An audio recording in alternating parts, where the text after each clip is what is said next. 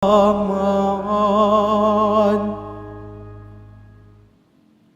Sa ngala ng Ama, ng Anak at ng Espiritu Santo. Amen. Ang pagpapala ng ating Panginoong Jesucristo, ang pag-ibig ng Diyos Ama, ang pagkikipagkaisa ng Espiritu Santo ay sumainyong lahat. At sumaiyo rin. Magandang umaga mga kapatid. Sa araw nito, patuloy tayong magpasalamat sa mga biyayang kaloob ng Diyos sa atin. Habang inihanda natin ang ating mga sarili sa panahon ng Kwaresma, patuloy tayong magpasalamat sa mga biyayang kaloob. Gayon din, taas natin ang ating mga personal na kahilingan sa misang ito at yung mga humihingi ng panalangin. Taglay ang pusong mapagpasalamat, halina mga kapatid, kilalanin natin ang ating mga kasalanan at buong kababaang loob na humingi ng kapatawaran.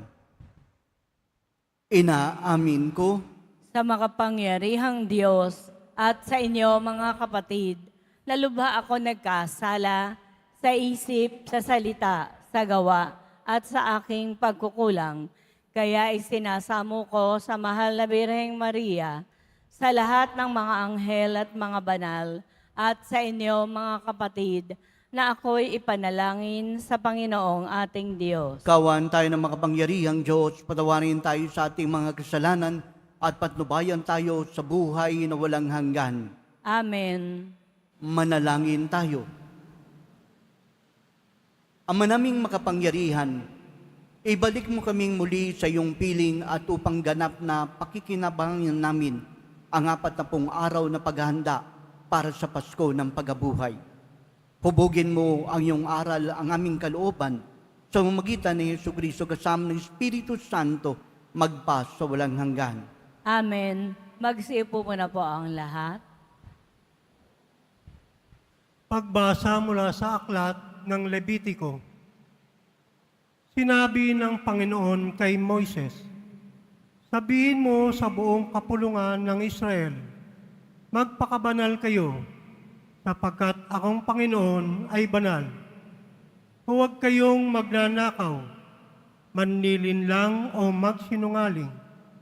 Huwag din kayong manunumpa sa aking pangalan ng walang katotohanan, pagkat iyon ay paglapastangan sa ngalan ko.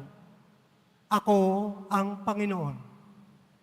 Huwag ninyong dadayain o pagnanakawan ang inyong kapwa. Huwag ninyong ipagpapaliban ang pagbabayad sa inyong pinapagtrabaho.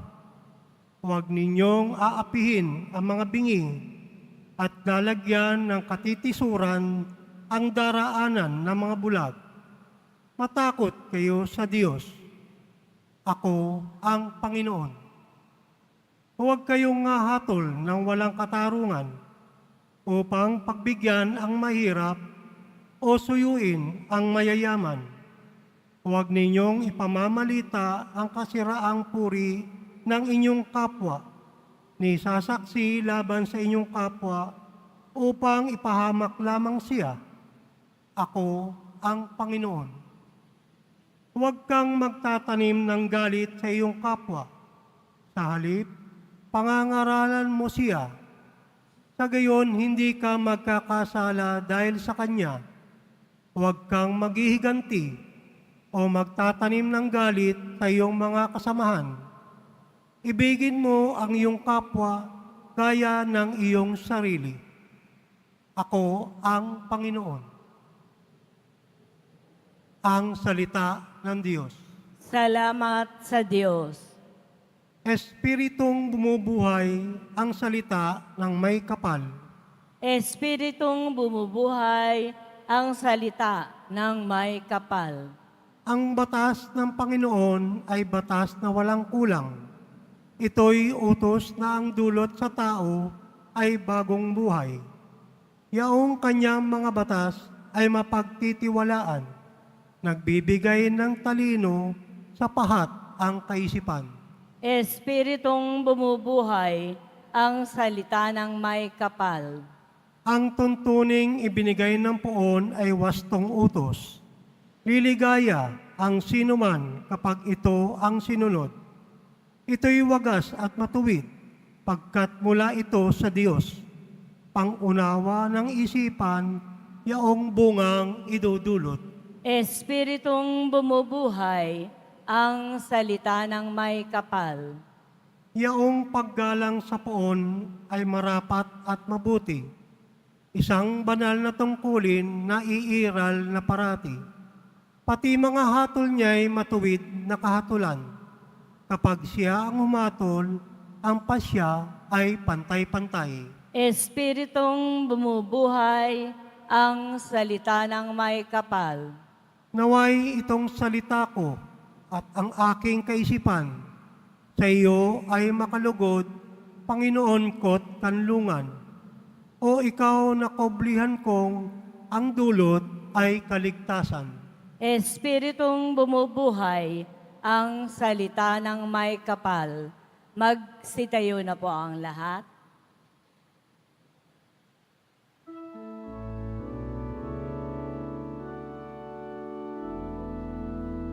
Nagpupuri kami sa iyo, Panginoong Jesucristo. Nagpupuri kami sa iyo, Panginoong Jesucristo.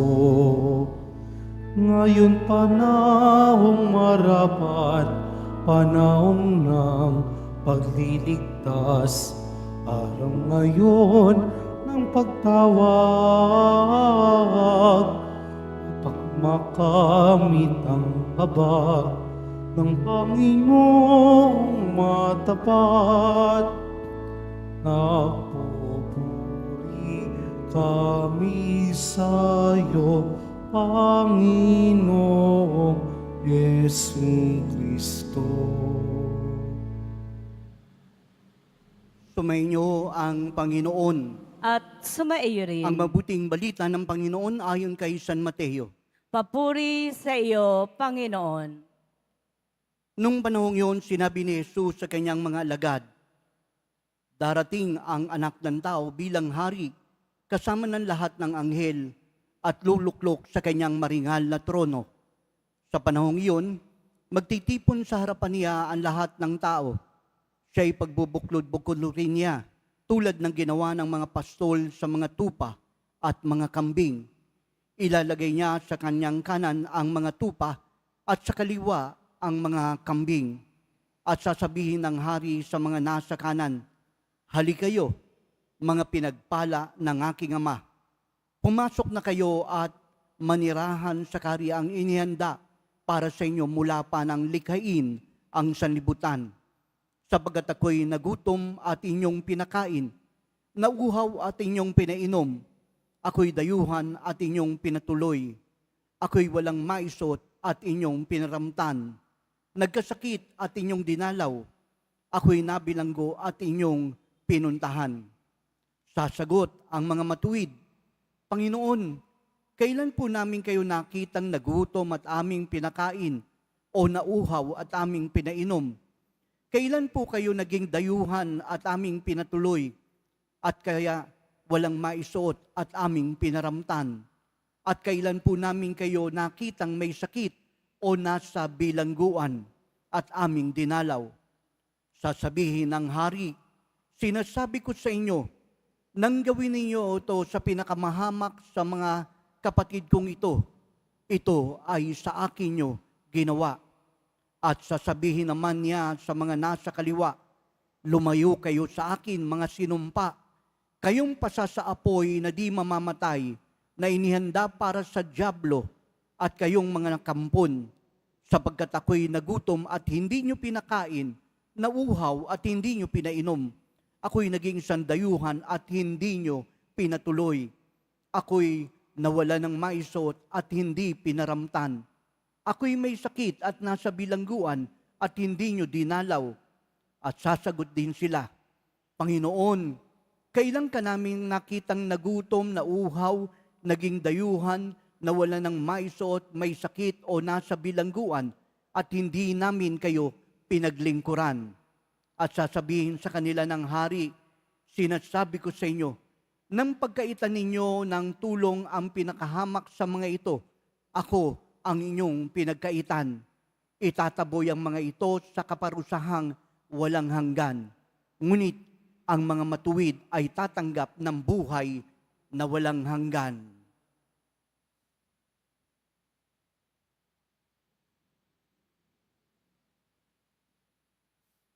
Mga kapatid, ang mabuting balita ng Panginoon. Pinupuri ka namin, Panginoong Heso Kristo. Magsiupo muna po tayong lahat. Muli magandang umaga po sa ating lahat, mga kapatid. Ang ating pong ebanghelyo ay maaring tawaging road map. Ito po ang mapa kung saan tayo po ay tinuturuan upang masumpungan natin kung ano ang nararapat nating gawin para sa ating pong kabanalan. Alam niyo po mga kapatid, kung inyo pong pinakinggan, wala pong minention, follow the Ten Commandments. Wala pong minention, dapat ikaw ay maging banal. Wala naman pong sinabi na dapat ito ang mga panuntunan na gagawin mo para sa iyong ikaliligtas.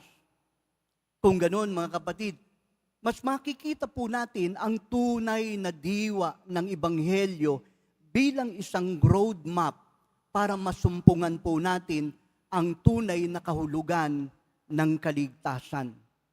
Ano po ito? Hindi lamang po sa tinatawag nating following of commandments o kaya naman ang tinatawag nating pagbibigay, kundi ang sinasabi po sa atin ay ito: magmahalan kayo tulad ng pagmamahal ko sa inyo. Ito po ang bukod tanging batayan ng ating pong ebanghelyo.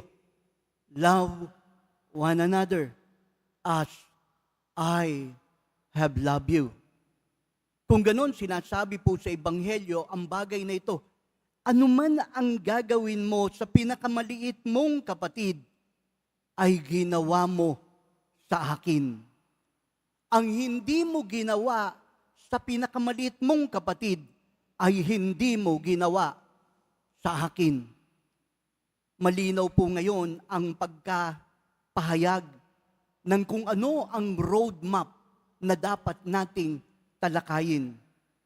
Kaya naman kapag tinignan po natin ang tatlong bahagi ng ating pananampalataya sa diwa ng Kwaresma, prayer, fasting, and almsgiving.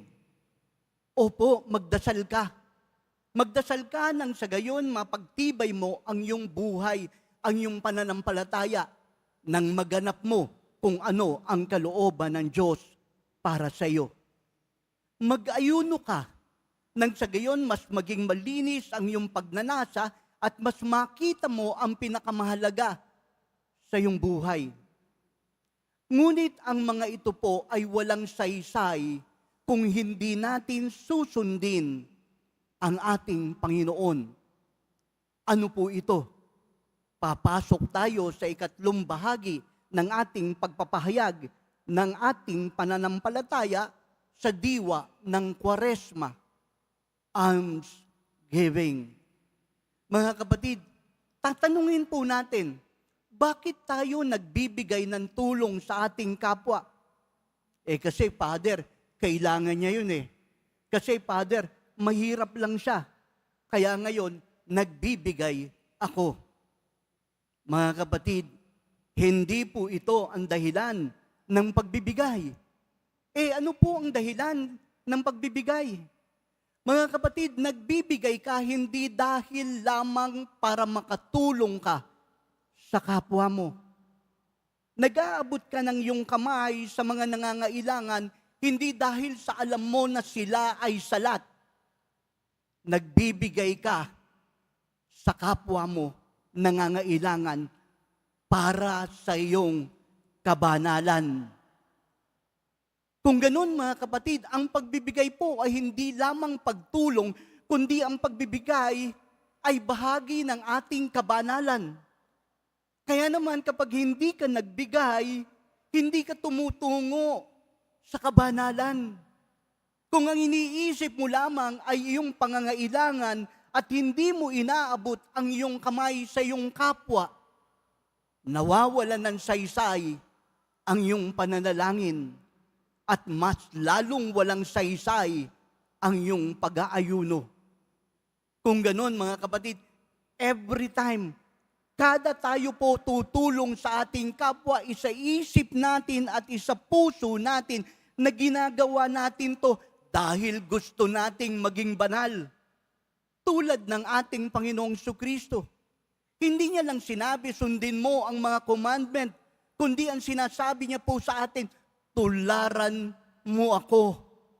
Mahalin mo ang iyong kapwa tulad ng pagmamahal ko sa iyo. Kung ganon mga kapatid, babalik po tayo sa Ebanghelyo at ang sinasabi, Matthew 25. Ano mang gawin mo sa pinakamaliit mong kapatid ay ginawa mo sa akin. Nung nagugutom ba ako, pinakain mo ako? Nung nauuhaw ba ako, pinainom mo ako? Nung ako ba isang stranger, pinapasok mo ako? Nung ako ba ay walang damit, pinaramtan mo ako?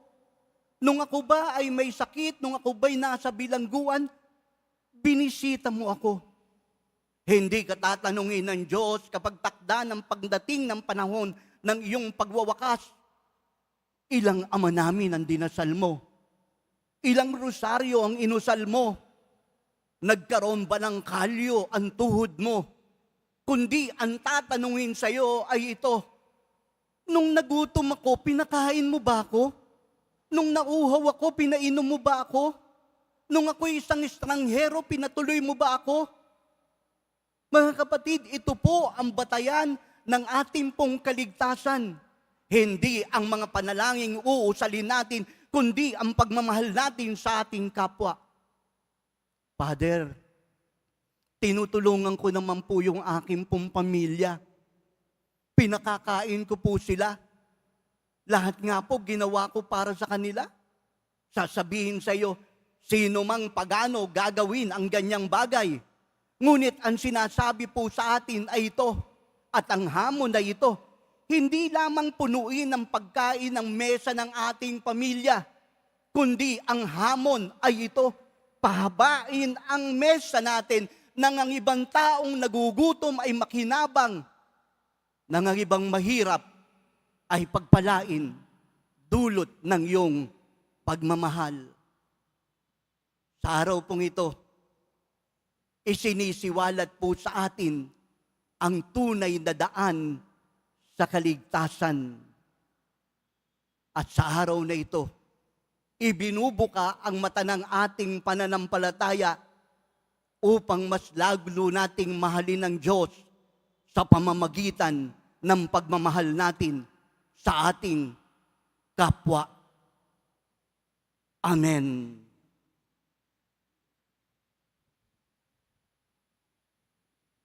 Magsitayo na po ang lahat.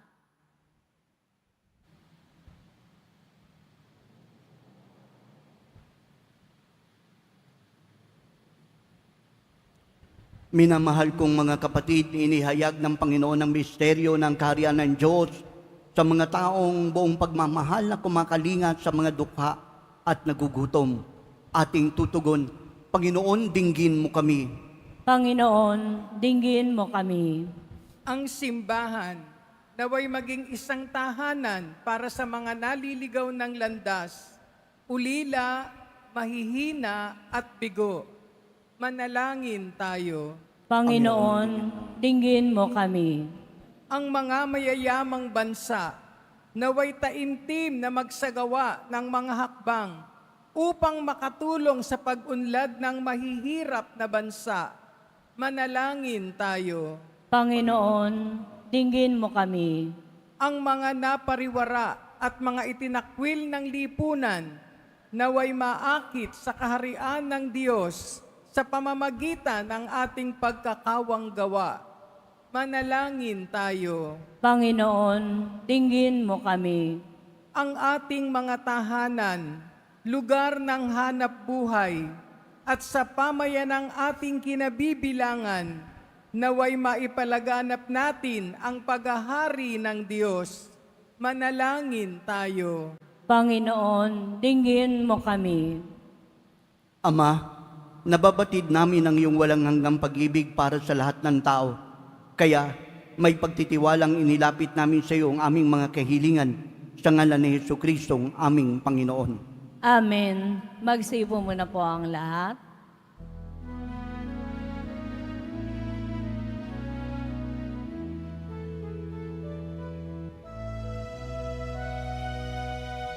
Sumasamo kami sa'yo,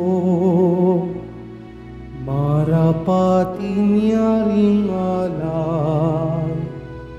Panginoon, tanggapin mo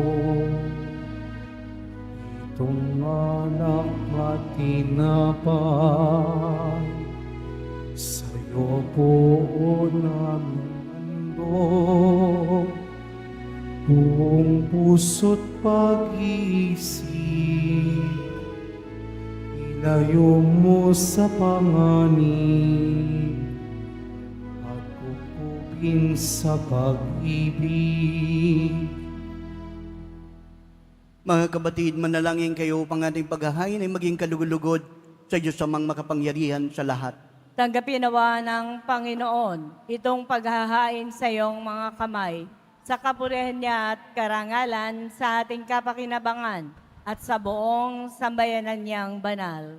Ama naming kalugod-lugod, kalugdan mo nawa ang aming mga paghahain upang sa iyong pagtataguyod ay pabanalin nito ang aming pamumuhay at ipinagkamit nito ang iyong awang kapatawaran sa mamagitan ni Jesucristo kasama ng Espiritu Santo magpa sa walang hanggan. Amen. Sumainyo ang Panginoon. At sumaiyo rin. Taas sa Diyos ang iyong puso at isipan. Itinaas na namin sa Panginoon. Pasalamatan natin ang Panginoong ating Diyos.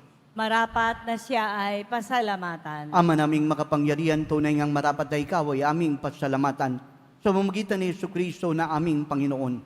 Binigyan mo kami ng bagong pagkakataon upang ganapin ang paghahanda ngayon para sa pagdiriwang ng muling pagkabuhay.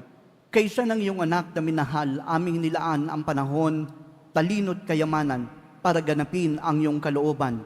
Nang kapwa-tao ay lubos na damayan sa pagdiriwang namin ang aming pagsilang bilang mga kaanib ng iyong sambayanan. Kami iyong pinagkamit ng matayuan ng ganap ang pagtatangkila. Kaya kaysa ng mga anghel nagsisiawit ng papuri sa iyo, nang walang humpay sa kalangitan, kami nagbubunyi sa iyong kadakilaan. Santo, Santo, Santo, Panginoong Diyos ng mga hukbo, napupuno ang langit at lupa ng kadakilaan mo. O sana sa kaitaasan, pinagpala ang naparirito sa ngalan ng Panginoon. O sana sa kaitaasan, magsilod po ang lahat. Ama naming banal, ikaw ang bukal ng tanang kabanalan, kahit sa magitan ng iyong Espiritu, gawin mong banal ang mga kaloob na ito, upang para sa amin maging katawan at dugo ng aming Panginoong Hesus Kristo. Bago siya pinagtiis ang kusang loob na maging handog, kinuha niya ang tinapay, nagpasalamat sa iyo, inibuto sa kanyang mga alagad at sinabi, tanggapin yung lahat ito at kanin. Ito ang aking katawan na ihahandog para sa inyo.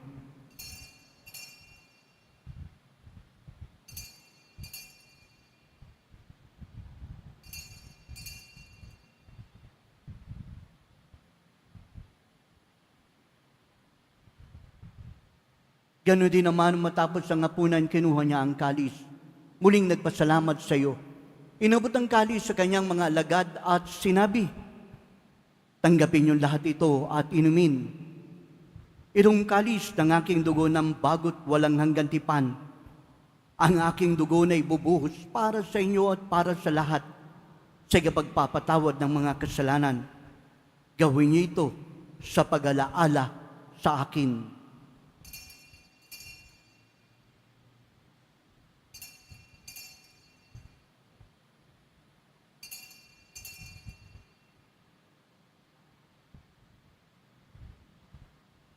Magsitayo na po ang lahat. Ipagbunyi natin ang misteryo ng pananampalataya. Si Kristo'y namatay, si Kristo'y nabuhay, si Kristo'y babalik sa wakas ng panahon. Ama, ginagawa namin ngayon ang pag-alala sa pagamatay at muling pagkabuhay ng iyong anak. Kaya niyalay namin sa iyong tinapay na nagbibigay buhay. ang kalis sa nagkakalob ng kaligtasan. Kami nagpapasalamat dahil minarapat mo kaming tumayo sa harap mo para maglingkod sa iyo. Sinasamo namin kami magkasalo-salo sa katawan at dugo ni Kristo ay mabuklod sa pagkakaisa sa pamamagitan ng Espiritu Santo. Ama, lingapin mo ang simbang laganap sa buong daigdig.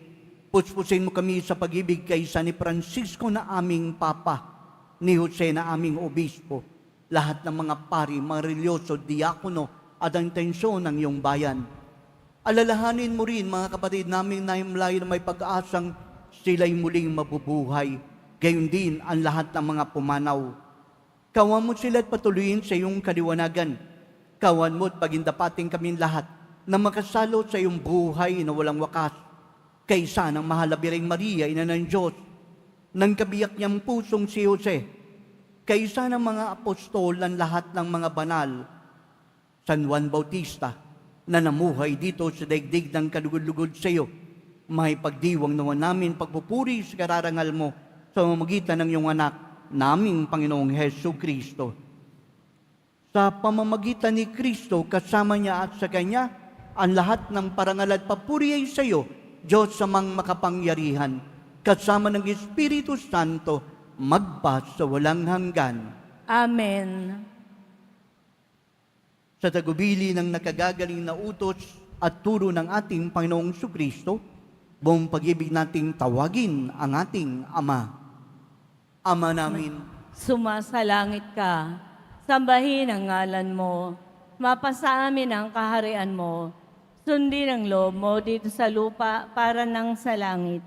Bigyan mo kami ngayon ng aming kakanin sa araw-araw at patawarin mo kami sa aming mga sala para ng pagpapatawad namin sa nagkakasala sa amin. At huwag mo kaming ipahintulot sa tukso at iadya mo kami sa lahat ng masama. hinihiling namin kami ay Diyos sa lahat ng masama, pagkalooban ng kapayapaan araw-araw. Ligtas sa kasalanan, layo sa lahat ng kapahamakan, samantalang aming pinananabikan ang dakilang araw ng pagpapahayag ng tagapagligtas namin, si Jesu Kristo. Sapagkat iyo ang kaharian at ang kapangyarihan at ang kapurihan magpakailanman.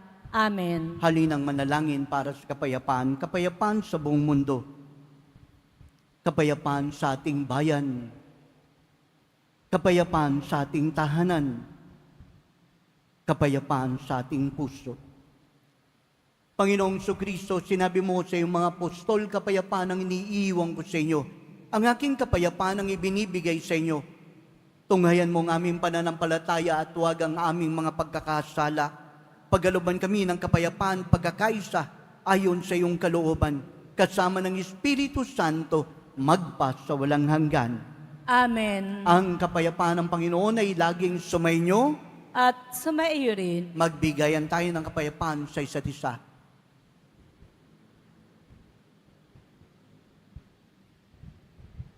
Kordero ng Diyos na nag-aalis ng mga kasalanan ng sanlibutan, maawa ka sa amin. Kordero ng Diyos na nag-aalis ng mga kasalanan ng sanlibutan, maawa ka sa amin. Kordero ng Diyos na nag-aalis ng mga kasalanan ng sanlibutan, ipagkaloob mo sa amin ang kapayapaan. Magsilud po ang lahat. Ito ang kordero ng Diyos. Ito siyang nag-aalis sa mga kasalanan ng sanlibutan. Mapapalad ang sa Kanya'y patuloy na tumatanggap. Panginoon, hindi ako karapat-dapat na magpatuloy sa iyo, ngunit sa isang salita mo lamang ay gagaling na ako.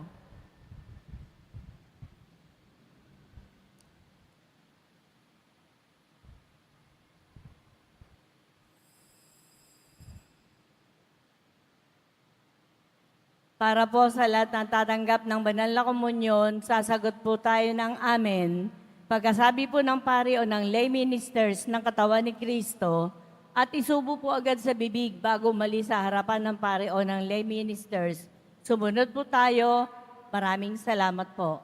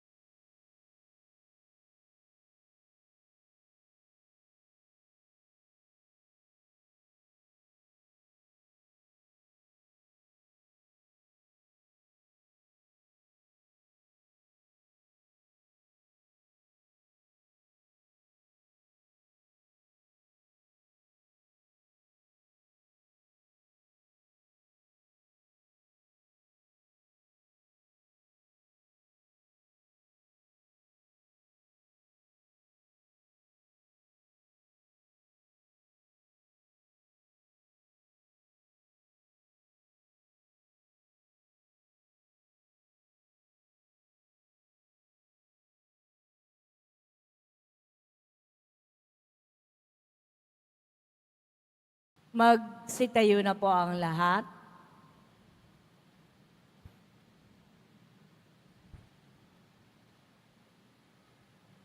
Manalangin tayo. Ama naming mapagmahal, sa aming pagsasalo ngayon sa iyong banal na piging, naway makapakinabang ang buong pagkatao namin upang ang iyong kaligtasang dulot ay aming kamtin at ang kagalingang kaloob mo ay ganap na tamasahin. Sa mamagitan ni Jesucristo kasama ng Espiritu Santo, magpa sa walang hanggan. Amen. Sumainyo ang Panginoon, At sumaiyo rin. pagbabasbas ng Poong Jesus Nazareno.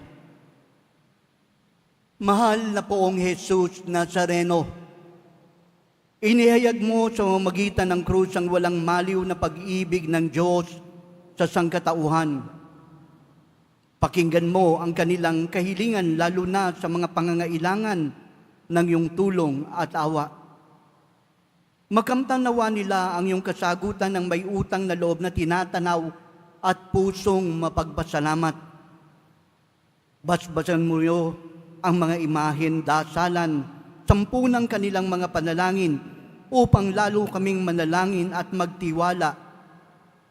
At sa pamamagitan ng bendisyon na ito, naway lalo kaming maging mapaglingkod, masunurin, mapagmahal at tapat sa iyo, aming maluwalhating Panginoon, magpas sa walang hanggan. Amen. At pagpalain kayo ng makapangyarihang Diyos, Ama, Anak, at Espiritu Santo. Amen. Humayo kayong taglaya ang kapayapaan ng Poong Jesus Nazareno. Salamat sa Diyos.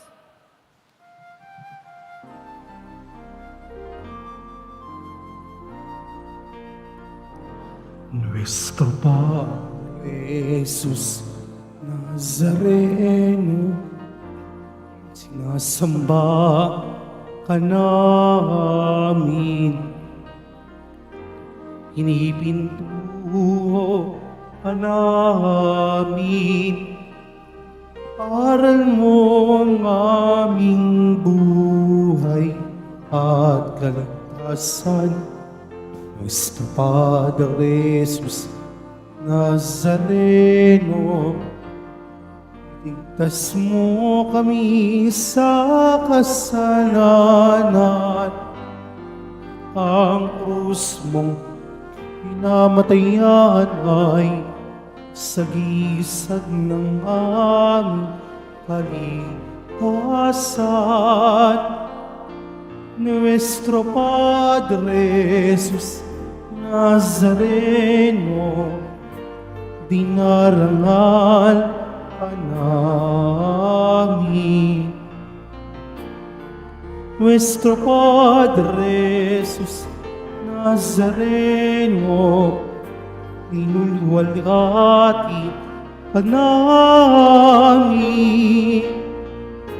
Nuestro Padre Jesus Nazareno, dinarangal ka namin.